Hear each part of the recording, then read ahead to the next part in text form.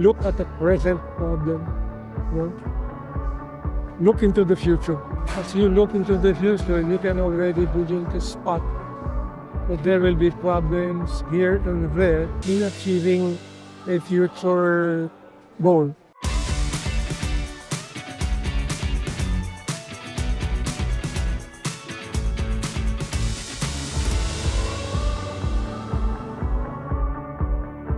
Hi, Sir Obi. Magandang araw po sa inyo.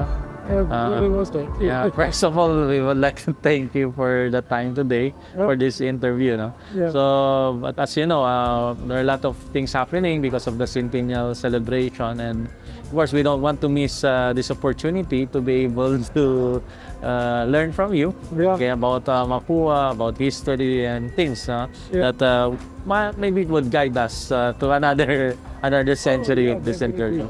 Okay. Sir Obi, your grandfather is remembered as a visionary. What do you think are the core values that guided him, and how did this shape his dream of founding Mapúa? So what did he often say about education and nation building? He didn't say much. We just learned about it later, you know, and also by example, by the example of his works and the example that he left with other people, which was very impressive. He was a very quiet man, really, extremely quiet. And so he didn't tell me anything, even when I broke a window in his house, using his golf clubs. So you're practicing? I was practicing golf. Hindi niya sinabi sa akin na left-handed pala siya. I was playing golf. I'm right-handed. And I was playing golf with the left-handed set of clubs in my right hand. So my ball went tabingi. And hit a window at pasang. And sabi ko, shit, ito na. I'm going to really get spanking for this. So that's an interesting fact. So he's left-handed pala. He's left-handed. I didn't know he's left-handed. Okay. Siyempre, every founder faces challenges, diba? Lalo na yung pagpuput up ng school. So what major obstacles did he encounter, and how did he overcome it? So how did he stay determined during those tough times? Kasi especially we're talking about the establishment of then Mapúa Institute of Technology. Well, he was fortunate in that he was the favorite son of his father. Okay, that's another thing. That was I learned that lately only. So, paborito. Because my grandfather studied architecture in Cornell, graduated 1911. But before that, he finished his high school in the States, also San Francisco. Kasi, that was the way the Americans were colonizing the Philippines. Because my great-grandfather was a revolutionary. He was with Quezon. So it's part of the Katipunan? Katipunan, the army under Aguinaldo. Under Aguinaldo. And before that, my great-grandfather was in the Masonic order. And my great-grandfather was instrumental in smuggling Jose Rizal out of the Philippines into Hong Kong. He was doing that. So your grandfather says Juancho. My great-grandfather is Juancho. Juancho married a brave family name of Bautista. So my grandfather is Don Tomas Mapúa. What anyway, you were mentioning about the smuggling Rizal, yeah. But after that, si Juancho decided to also use his contacts in China. Kasi father ni Juancho, Chinese. Okay. From where in China? Canton. Yeah. And silang dalawa ni Quezon. Okay. So, Quezon, yeah. So anyway, they were not executed. I think they eventually absorbed them under the general thing of the Americans. They didn't want to execute so many people Yes, kasi sir. they would get a bad reputation worldwide. No? Mm. Anyway, but the children of the revolutionarios obligado study in the States. Mm. So that's how my Is that what you call yung pensionado? pensionado. Pensionado. Pensionado. But my grandfather was not so much a pensionado. I think hindi na only the one so he paid for it. Yeah. No? He was able to get into the high school in San Francisco. Natamaan siya ng Great Fire at saka yung Great Earthquake. Naabutan po pala. Naabutan siya. Well, at least he survived that and he had to go back to the Philippines and then come back again. Barko. Habang wala kami na plano. Barko. Barko na. It will take like months. Months. No, during the But that was a chance for him to visit other countries. But in 1911, Juancho sent two of his sons to the States to study. One is Tomas, Okay. who graduated, and the other one, medyo wild itong isa. Gastos lahat ng pera. Okay. Not in the same university in I Carnac. don't think so, Pero, drop out, siguro. Pero si Tomas, finish, Kaya naging favorite ko ni Juancho. Okay. The other one was Pedro yata ang pangalan niya. Pero si Don Tomas Mapúa, pangilan sa kanilang magkakapatid? Tingin mo, the eldest. LDS. Eldest. Then si Juancho had so many other wives. Hindi na natin banggitin.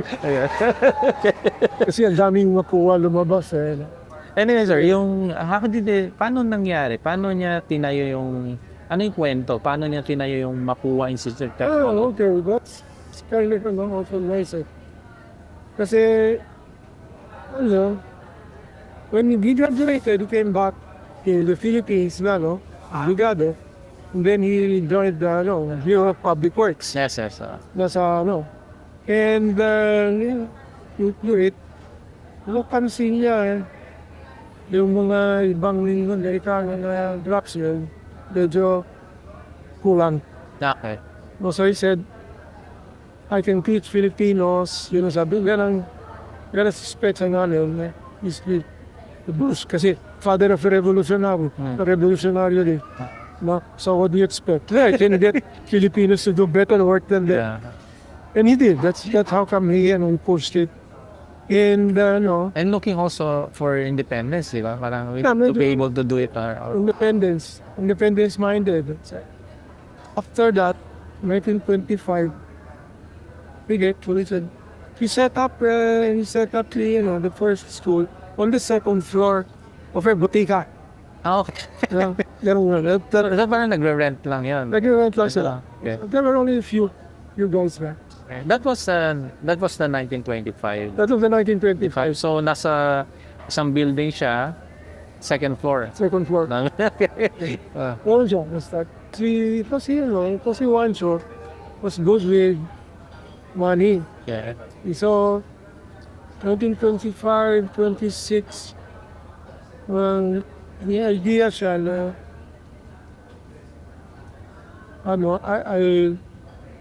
in between there was an architectural competition ng LaSalle Yeah. to design LaSalle Facade. the facade the school That's itself. cool. No? And international competition pala. And he won. He won. He won. No? First prize. No? Ayun, nakikita natin ngayon, di ba? Yung Oh, very famous. that's the one, the same one. Okay. You won. First prize, 5,000 pesos. 5,000. At that time, Malaki na malaki yun. na yun. Well, Kasi kung sa dollars, parang 1:1. 1:1. Oh, yeah. Where dollars doon, sabi niya. Laking bagay. Yung bagay. I won that. Then, sabi ng mga Delta brother, do our chapel also. So, he designed the chapel. Sa chapel, nandun yun. Still the same. Dahil pa rin. They preserve it talaga yan. Talaga. Preserve it talaga. You will also notice that the marble is work. Okay. No? Yeah, And, tell me about that. But yung marble na yun, parang nabanggit niya na sa akin before. yeah, I know. That marble, the brothers wanted the white marble. of those. The best white marble is in Italy. Italy. Carrara. The Carrara marble. So they said, can you get us Carrara marble? It's right. So it goes there. So, at that time, Italy was fascist. Really, Yeah. fascist government. And word got around that there was this brilliant Filipino architect who was better than the mga Americans. Yeah. So, nagkaroon tuloy siya ng audience with Mussolini. Ganun. So that's another guy, so yun. So anyway, ganun lang. Well, we got the marbles, shipped it sa Pilipinas, passing by, barko pa rin. Passed by Japan, and he liked the idea of the gardens, Japanese gardens. Anyways, pumasok yun sa ulo na. Sa 1926, 2027, 28, 29, the Americans put out a bidding Dini. for the construction of the Manila Post Office. Okay, the post office na. Post Office na. Wait, at that time, may pera na si Juancho. He goes into partnership with the Yuchencos. Okay, so yeah, the history between Mapúa and Yuchengco. Lalim. Because the father, I think, the grandfather of Al Yuchengco. Older daw yata. Anyway, because Al was pretty old daw then when I knew him. They did for the, for the post office. And he said, Tomas will be the architect. Actually, what happened was Tomas was the designer. The designer. And the Americans said, no, you cannot be the son of the contractor, contract the building. No, because there has to have some ethics. Yes. You can be the designer, and there will be another architect to sign the plans. Yeah, that's why it was the architect na nakakon. Arellano. Yeah, Arellano. Arellano. But so, Tomas became the, parang, we called it at that time the clerk of works. At that time, but that's really project engineer. Okay, project engineer. Project engineer siya, no? So, tapos yun 1929. 1929 was the stock market crash sa US. But, Juancho and Yuchengco were paid in full, walang tawad, on the full contract price. So, Yeah. came away very wealthy. So, ganun, that, doon yung Juancho. Galing mo, as an architect, you have famous house. Why don't you build a house para makita ng tao how good an architect you are, and so you can get your clients that way. Sige. So he designed the house. It's still standing. It's the house. Yes, nasa Taft. That one in Taft. Okay. Well, I've not seen it actually, but it would be nice you're to visit. sure. It's something, it's yung bahay na yan. Tapos sabi ko, nag-visit it. Just for si Lolo. And he used the most beautiful wood sa flooring. I look at my cousin and I say, alam mo, don't let anything happen to the wood behind his house. Because a lot of those trees are already extinct na yan. Wala na. I'm sure lahat nung alam niya about architecture, binuhos. Binuhos ko. Yeah. It is one of the best works. Although, I still say that one of his good works, with the public works, was the Philippine General Hospital Nurses Home. No, TJ. Beautiful. It's a beautiful piece of work. You can see it from the outside. From the outside, even in the inside. Sure, yung parang signature niya as an architect. No? yung hagdanan, Ganan. stairwell, Ah. grabe. But anyway, so there he is. We built the house, and the house is still standing today. And the house did not occupy the whole lot. There was a lot of garden space. Hmm. In garden space, na-influensya sa mga garden sa Japan, sa Biblia. I'll need a Japanese gardener. Okay. Japanese gardener, we never knew his name. My son jokingly said, call him Toro Yamada, Toro Yamada. Yeah. because Toro Yamada is the name they need to do unidentified corpses that the Yeah. Japanese police find, Okay. in Tokyo. Okay. Toro Yamada, Juan de la Cruz, Parang Jando. Jando. Kasi Toro. So, we got the gardener. The garden report Toro Yamada. It was okay as a gardener, but at least he knew how things do, no? Mhm. So, but Tomas decided to teach him a little bit more about the elements of design, The landscape. landscaping, and all that. And then the Japanese would fill in na lang. Ah. The fill in the Japanese garden. Okay lang. Kasi, kasi that was another lesson. That was another valuable lesson that I learned from Tomas. Hmm. Always treat the people well. Okay. Always treat your people well. Always treat your people well. Okay. And that's how my life is also saved. Yeah. Yeah, this is a very interesting story. I heard this once already from Sir Obi, but yes, Sir Obi, please continue. Paano nangyari na? Toro Yamada worked on the garden. It was pretty good, actually. I have some old photographs. I can see the garden actually. Mas it maintain na yung pag Victor talaga? Not so much anymore because the trees that were planted in 1925, Oo, wala. wala na. Wala na. Well, it overgrown the old mango tree. Ah. So big already. Died na. Did it die na? Hindi yata, but at least it's but they had to cut it because Masyadong lalaki na. Masyadong lalaki na. Oh. But that was 1929, 1930, 31, 32. Si Toro Yamada was working there until 1937.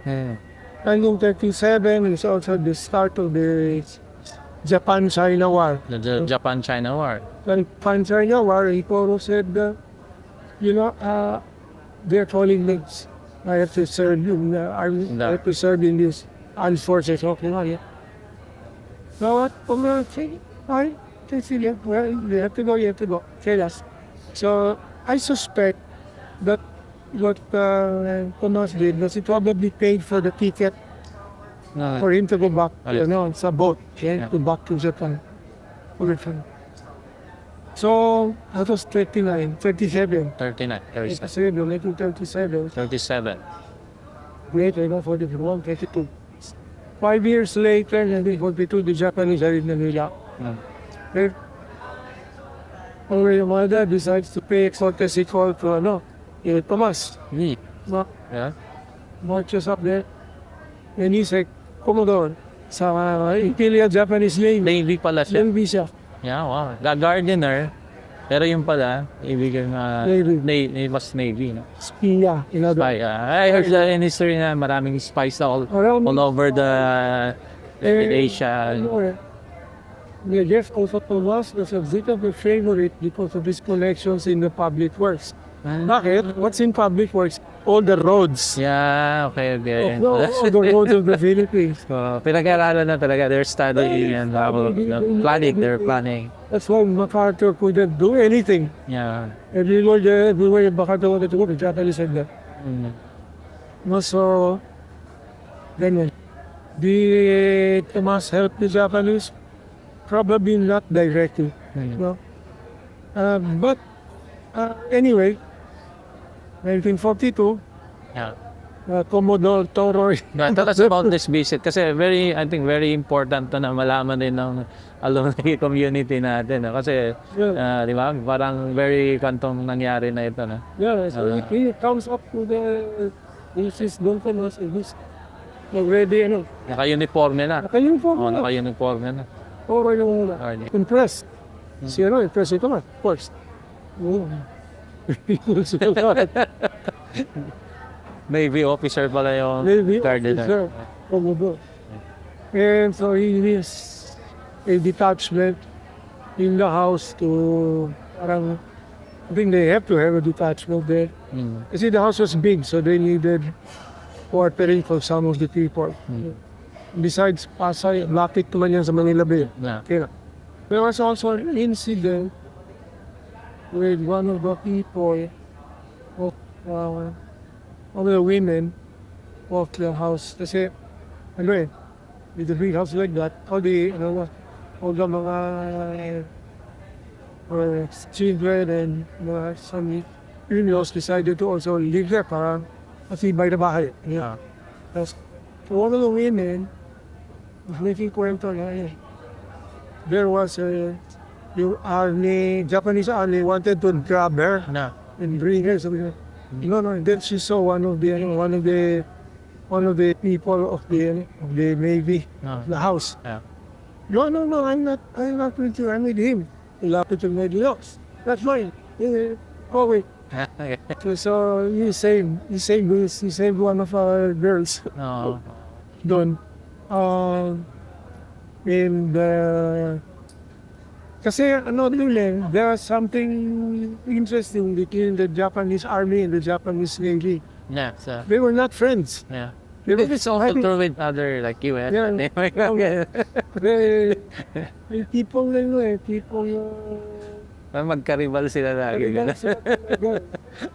Pag sabi ng Navy, send us food. We are here. Pag sabi ng army, we are here on this island. Send us food. And then we're starving here. Sabi ng Navy, plant food. Ganon sila. Get fish. Ganon sila. No? And if the Navy needed, needed something, please get us out of this island. We're being surrounded. So sasabihin ng Navy sa amin, swim. Ganon sila. It was that bad. Yeah. So, anyway, so in 1945, the end of the war na, retreat time. Army retreated up to the mountains. Army was under Yamashita. Yamashita, yeah. Pero the Navy was under the control of Tokyo. Tokyo. Yeah, yeah. Yung Iwabuchi, under Commodore Iwabuchi was yan yata siya sa Manila Bay na he told the Japanese Navy and Marines, no, make a stand in Manila. Kill as many as you can. So, eto, sabi Oro, no, we have to leave. We are assigned somewhere else here. So, sabi na, please bring everybody down. Marami kami nun. My mother, my father, my auntie, and then some other cousins, my father, my father, and they're also. Bilang kami, plus. Napila-pila kayong lahat. I was already 1 year old. So, nandun ako. Then, line up on the driveway. Then the Japanese detachment also lined up. Nakatakot ako pag sinabing line up, di ba? Line up, yeah. Oo. So, andun, naka-line up din yung mga apon. Bayonet na. So, after kong lola, sabi niya, papatayin tayo lahat. Pero sabi ni Toro, okay, ready, bow. Bow silang lahat at march sila sa labas ng pinto. Nakanganga lang kami lahat ko. Okay. Wala kaming masabi.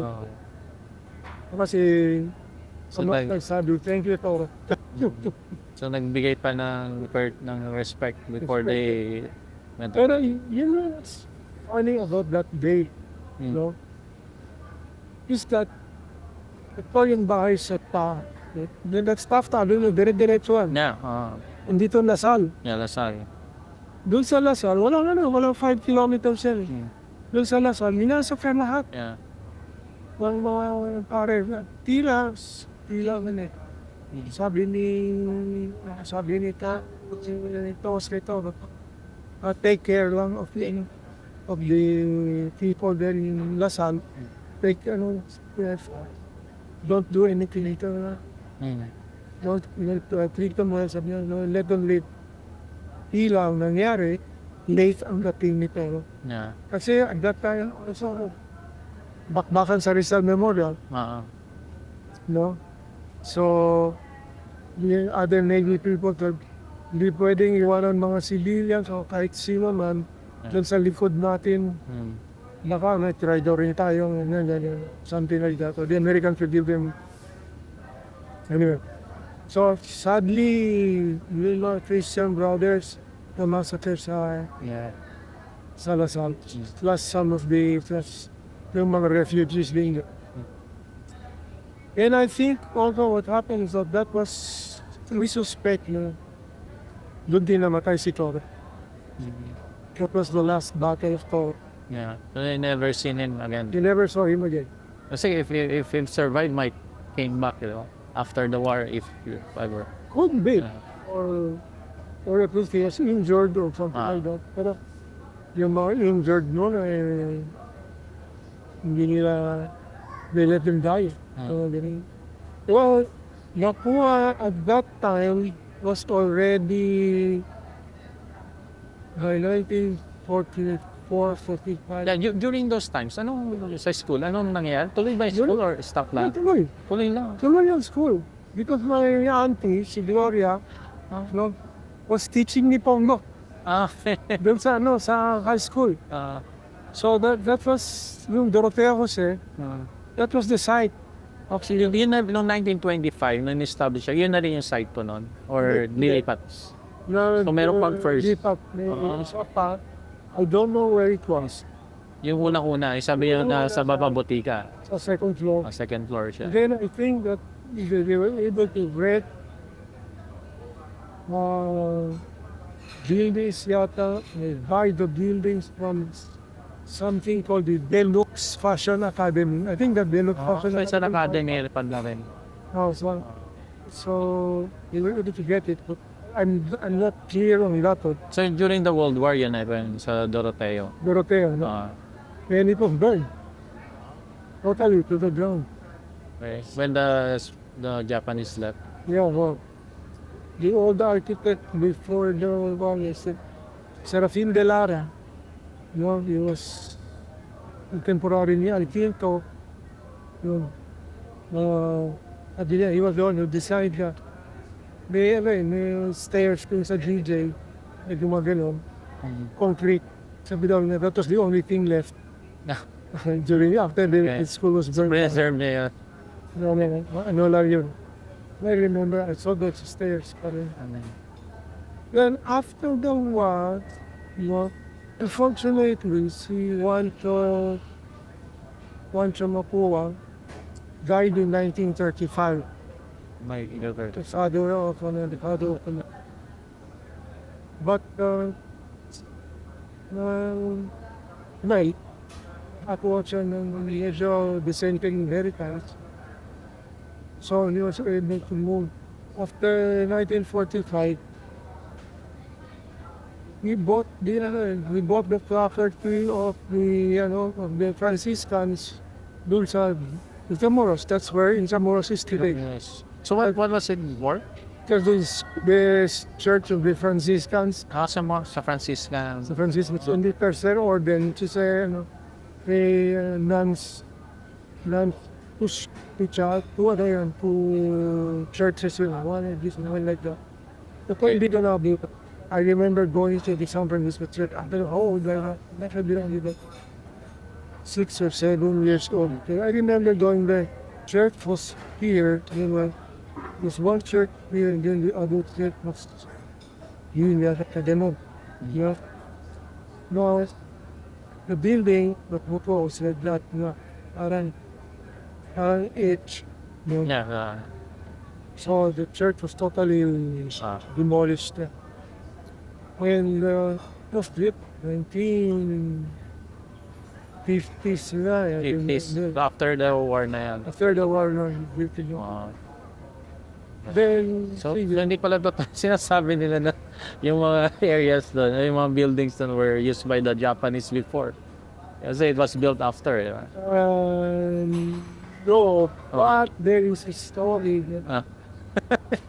I tell you. Green Bundok, but built the West Building doon, no? Kasi H dati, no? Yes, 8. So, bakante yung likod. So, that Green Bundok designed the building here. Pero may, kaiban na yung mga house. May mga open lots dito sa likod.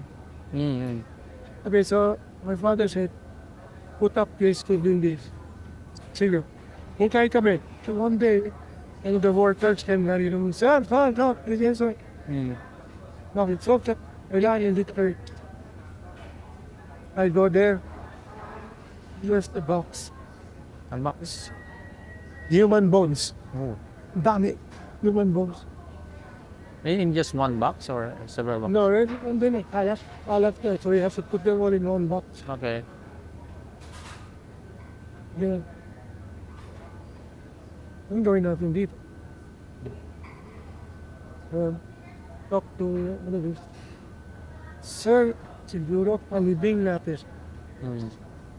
Of course. Yeah. Palibing natin. May box. Palibing natin. Where do we know it in living? Cemetery. Okay. Which one? If you go to the cemetery,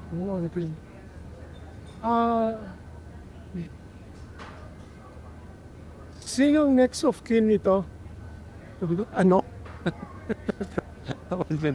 No? May kailangan may burial permit pa kayo eh.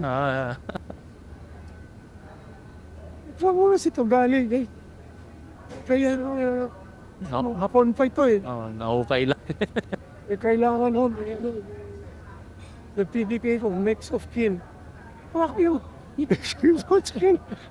can't even bury you. No. So sa'yo kami, balik kami sa buhay. No, sabi yan. Let's not have a mass say for these poor people. Yeah. Lapit ka sa Father Kasal sa Intramuros, sa Bistilian Church. Okay, so can you say mass for the dead? Yeah, what are their names? Father. Just found this. Bones. Okay, from World War II. Okay. It's a mass for the dead. So we buried it. We buried it in Mapúa. Yeah, that's what. Still there. Still there? Yeah. Okay. Dito yung chapel. No? Sa chapel. Okay. Ito yung sobrang chapel. Dito may parang marker. Yeah, may marker doon. May marker. Well, after that, there is a little garden.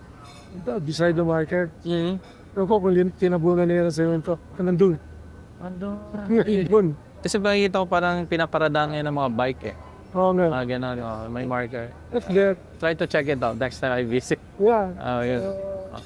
If you're wondering why sometimes there are things that you don't know that are walking around in school. We had the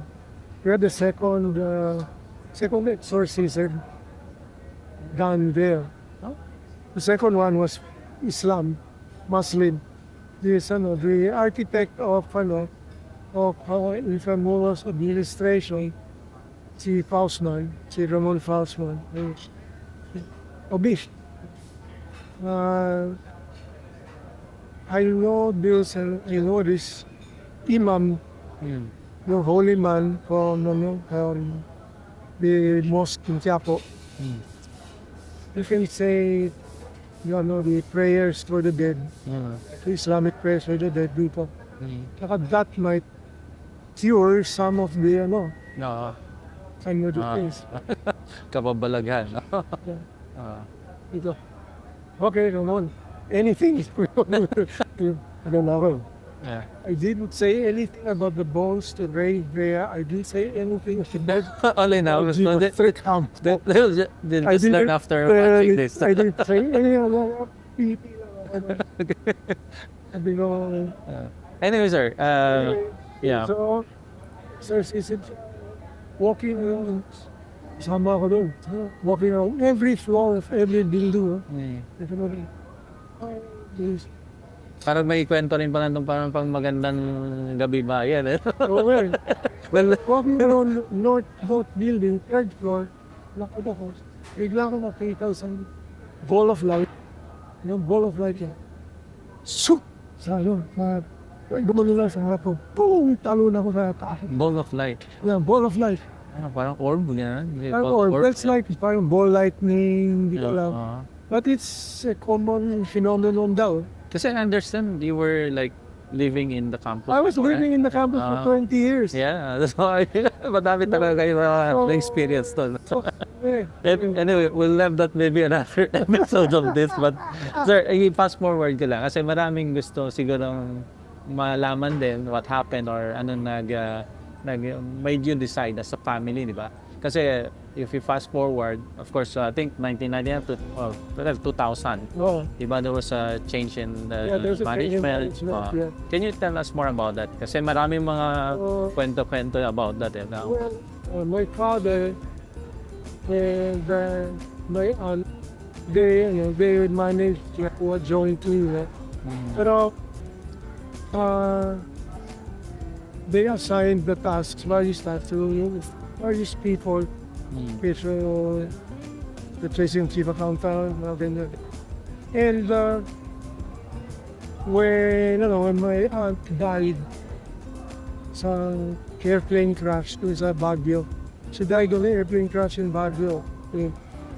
But that my father alone. And then ang nangyari, sabi ng husband ni Gloria, I can help if you want. Sabi na kayo, okay, let's see. Pero they did not agree so much on the ibang klase management style. Okay. Father ko, engineer, Massachusetts. Uncle ko, militar. Okay. Nakalayo nga. Yan na yan, Annapolis sa US. So ibang klase management style. Medyo my father really like galit na galit siya. So anyway, so parang na-affect ka rin kami because he put us also in management. Sabi ko, sister ko, the two sisters, my older sister, graduate lang in commerce yan yata. You'll be the one in charge of the computers. I don't know about computers. The other one was my younger sister, vet med. Yung graduate niya, she wanted to work in no, you'll be the one sa admissions office. Admissions, Maraming nagkaroon kami na friction. I didn't like it. I didn't like the friction because I said, the school is not meant to be the school is not meant to be parang inherited. Sabi namin. Actually, we are not building refrigerators or in manufacturing. This is something else. It has to be run professionally. So yung mga ibang kinsan ko naman, we are being let him. But, parang hindi yan ay ayaw ang nag-factor eh. Ito rin na siya pa rin ang presidente. At then, he said, I tried to keep the other cousin, si Laida Lin. Little si ito ay ganyan pa. That's not good, that's not good. It is unsealed. So, well, we couldn't do anything, just get quiet. Then I had Then I had my heart bypass in 1994. Before. No, parang tinulong ako, yeah, if this keeps up, baka I'll die dito sa sa Mapúa. Also, I don't have to be run professional or something. So I couldn't do anything. Then my father passed away in 1998. 98 yata. 98. When he left, he said, sabi namin, tanong lang natin sa tingin ko sa akin. Hindi ko sa selling it right too. Sabi niya, hindi, sabi niya. Kasi at that time, yeah, we were running the school, various kinds of boards and everything like that they set up. We're very a lot of when the executive assistants are starting to get so good. So, ayun. So, nagkaroon ng there were some companies that were bidding, but the best bids came from Yuchengco. How do you sell a school? In Europe, Yeah, you cannot sell a school. Especially, of course, it was established where We're godfather. medyo may personal one. Couldn't put a price on the name, So they said the closest thing that they said was the real estate, mo lang. So that's okay. So, okay, we were sold for the property value of Intramuros. But then that's what they asked me, what do you think of Ray Vea as a president? So, good president. I mean, because at the other time, there was another guy, and right here, alumni Jing. CEO din siya. See, Yeah. Short fellow. Became president of another school. tama? Rick Palma. Rick Pama. Yeah. Rick Palma. Wow, so it was considered pala, no, si Doc Rick pa. Rick Palma was considered that he was. He's the founder of this FOMI, yung Yeah. Sunday Mapúa alumni. But the mistake that we did, Vic and I did, that that he was proposed him my father when he was still alive. And he said, well, good lang, parang gusto pa rin na si efforts din still with us, that parang trade away na si Vic Palma. Yes. But Rick Pama is, of course, Asian Institute of Technology. Oh, he was there. AIT. The only thing that happened then after that was after we had left already, and then, somebody decided to propose the I will change, let's change the name to Malayan Institute of Technology. I didn't say anything. You guys. What wasn't in the contract? Sabi ko, the revolution started. Let me clarify that, sir. That in your contract, kasi like there were things like yung high school ba kasama, or what, the name ba kasama, or hindi? We were trying to get them to get the high school, pero parang ayaw nila. Okay. When we wanted the college, they said the high school was not that well known. Then they got it anyway. Well, pero it's not Mapúa, it's a Malayan Technical High School. Yeah. Pero yung with the name, kasi there was a time, of course, they would like to change the name. Kasi nga, hindi naman, they have the option to not use the name. It was not stipulated in the contract. The other funny part there was, I was still kept as a member of the board. So, okay lang. I would meet with them. Then, in a while, there's a problem daw with the labor union. Okay. They cross and labor union. And then the Mapúa legal that was, I mean, this was a bad faith. You did not tell us about it. Yes, I didn't know anything about it, because that was the backroom deal between the labor union and my father. And there was an attorney, Reyes, no. Reyes. He's not there anymore. And also, I think he passed away. He was kind of old. Pancore wanted to keep his position. Then, so he made a deal with the labor union. Siya yung attorney ng labor union. And so after that, sabi you he negotiated with bad faith and all that. Okay, sabi ko, I'll resign. Well, I resigned from the board. Because, you know what I need to know anything.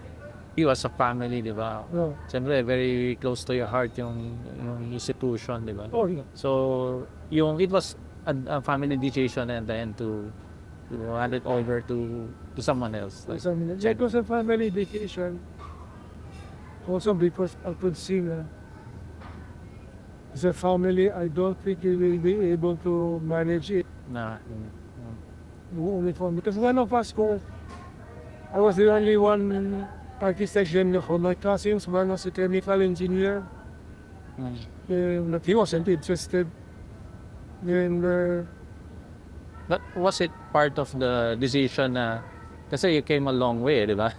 The building of construction of the post office na Yuchengco family, Mapúa family were partners before. Then yeah, interesting na, di ba? interesting nga eh.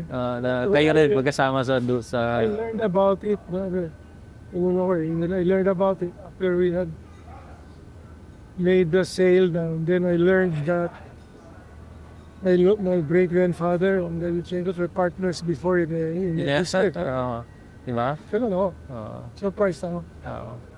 So many things happened after that I found out about kasi my cousin was a good a good documentarian of historia.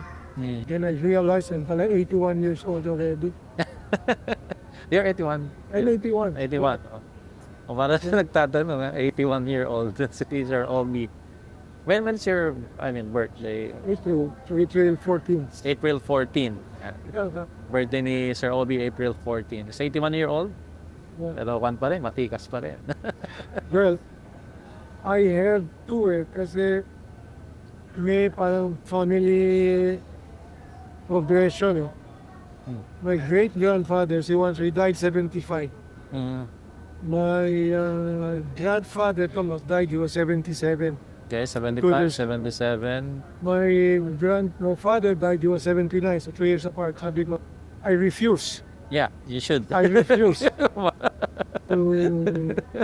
die at 81. I refuse.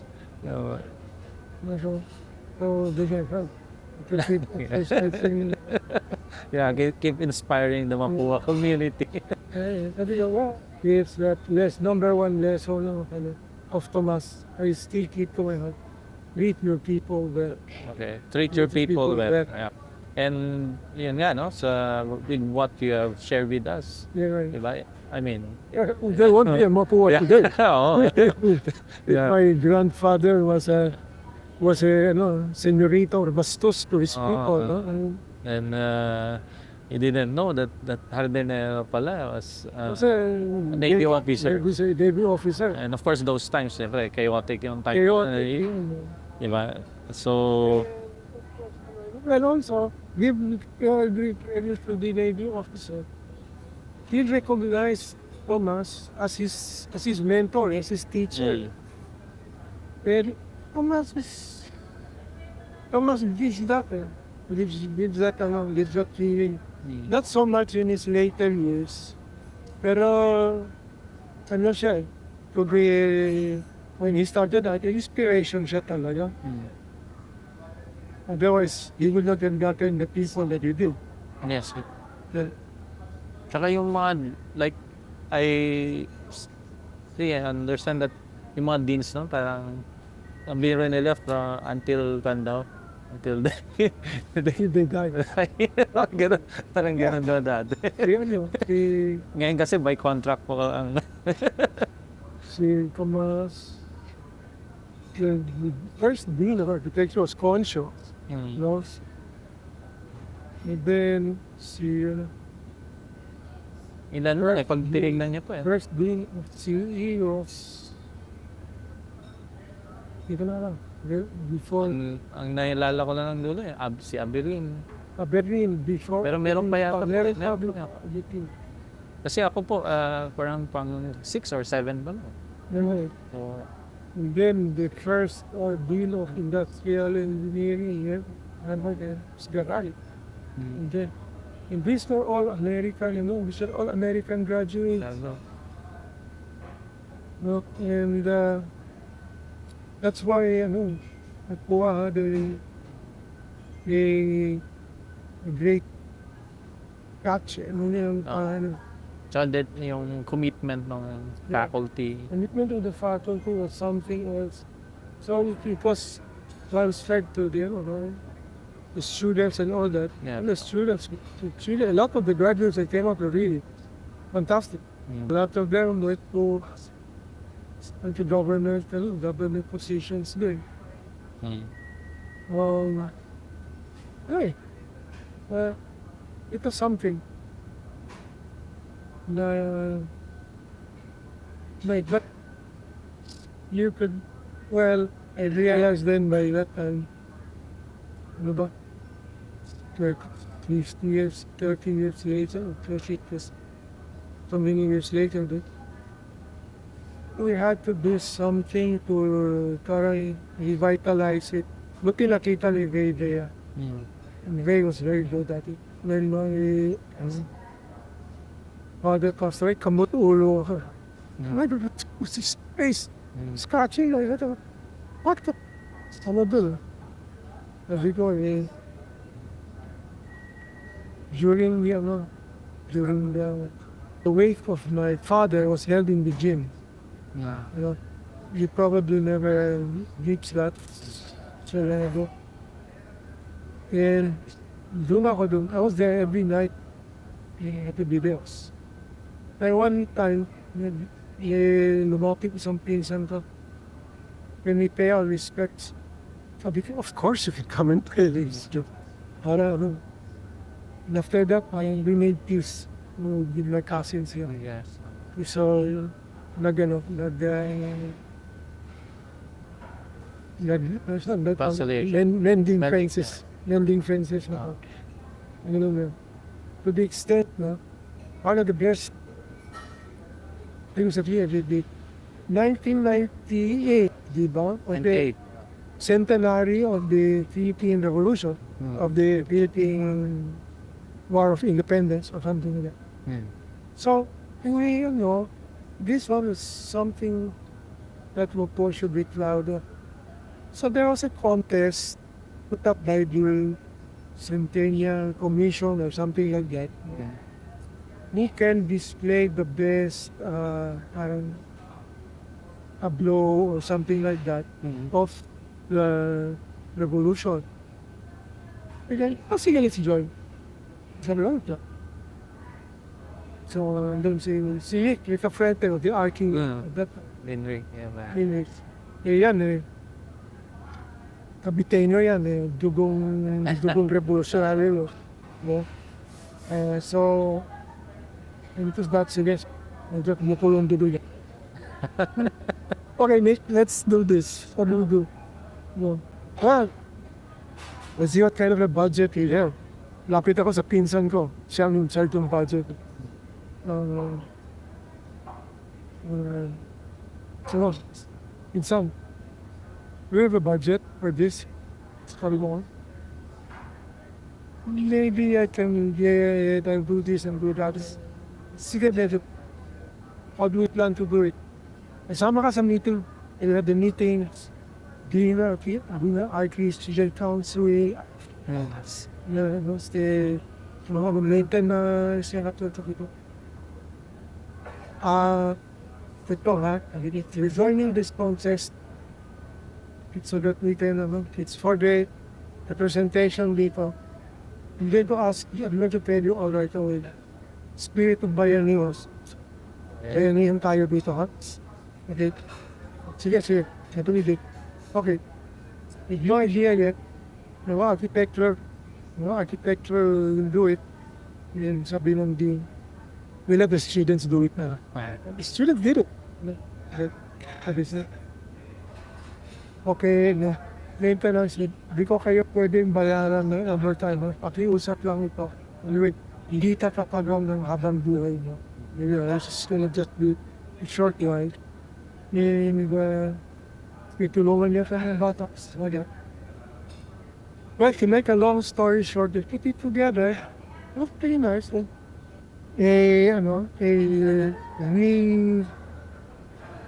Reconstruction of the balcony of the Nina Rinaldo Okay. in Cavite. Yeah, they put it on the wall of Mapúa. Yun sa wall no. The wall that you can see from the muralla. Ganda. Yeah, again.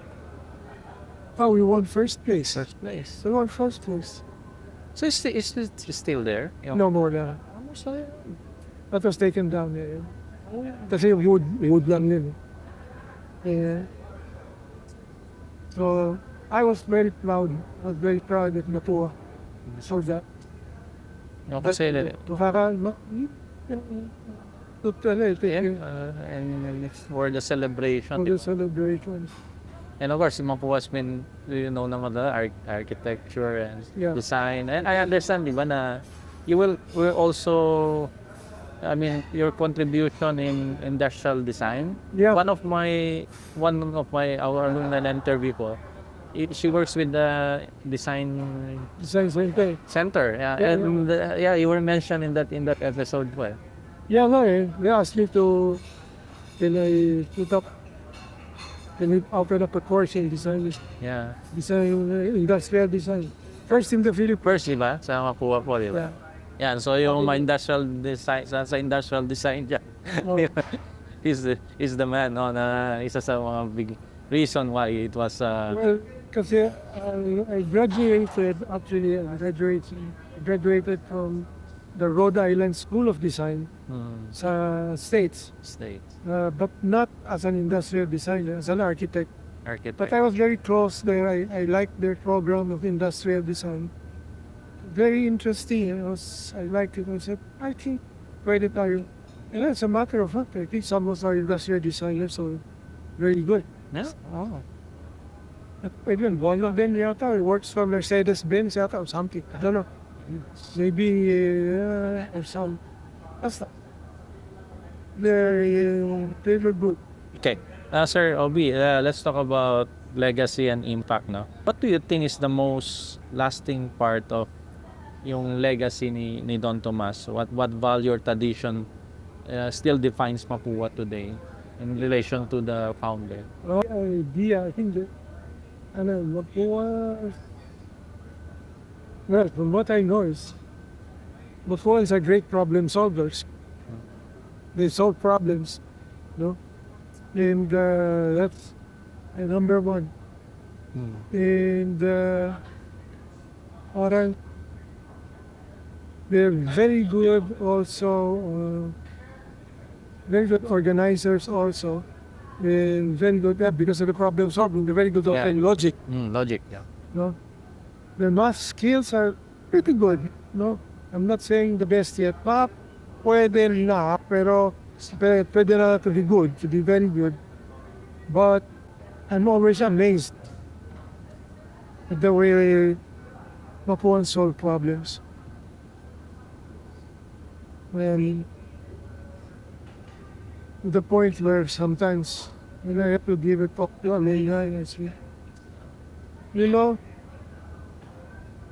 you guys, an Italian told me, you Filipinos, you improve the world, but you forget your own country. But then that's only partly true. Wow. Partly improved it. I've seen some works done by some C2 architects. Pretty good dito. And one of them is my own student. He worked for me. Still there, si Joel Lopez. Joel Lopez. I still converse with him so often. He designed this fantastic hotel. Parang ganda nun. Kasi, May mga glass and yung Zimmer naman, yung terrain mo, deal ganyan. yung natural terrain niya. Dito swimming pool. Yeah. Very amazing. Pero Sir Robbie, kunwari kung tingin nyo kung buhay pa si Don Tomas, makita niya yung Mapúa ngayon, what it is now, anong tingin niyo yung masasabi? I think he would be quite proud of it. I think he would be proud. Because I think,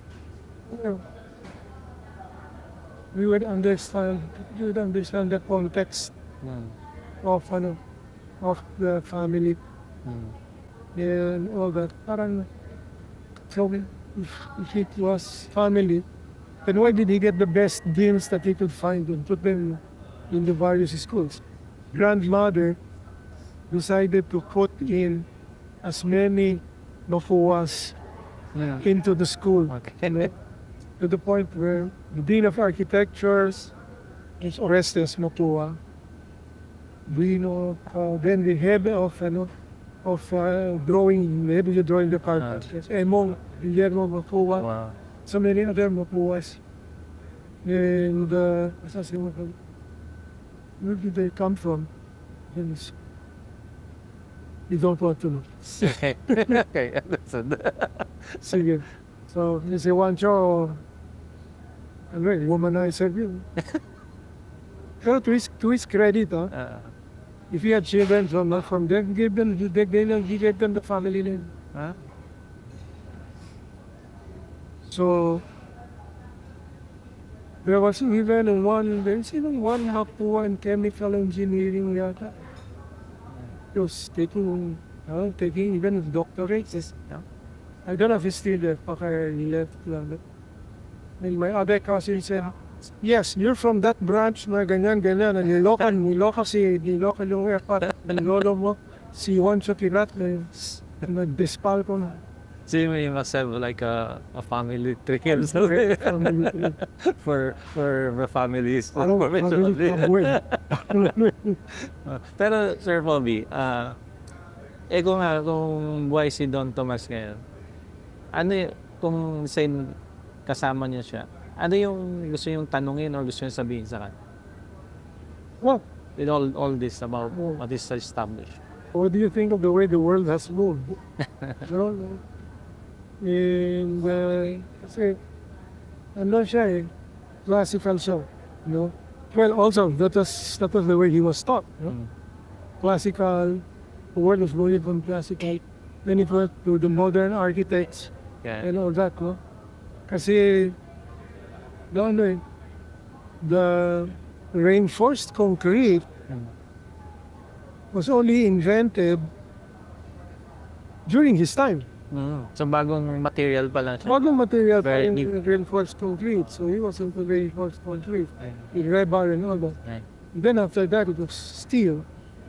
To show you how civil ka, no? Yes. Okay. I learned, when I was in Rhode Island doon, in that of 1967, 68, this very smart guy was our structural teacher. Structural. I will now teach you about the plastic moment of steel. Yes. Okay. Oh, interesting. Sure. I said, the theory of that is, when steel bends, it still has a strength, and you can use that strength, and then you can probably move your of your structural computations a little that you take advantage of this plastic moment. Classic moment. No? Alright. 1960, 1969, 70, I take it back. I'm talking to, sino ba yung nakausap ko? Si De Los Reyes, Tommy De Los Reyes, no? Of the structure. Tommy, yun, plastic moment. Wala yun, magmahal ko sa inyo.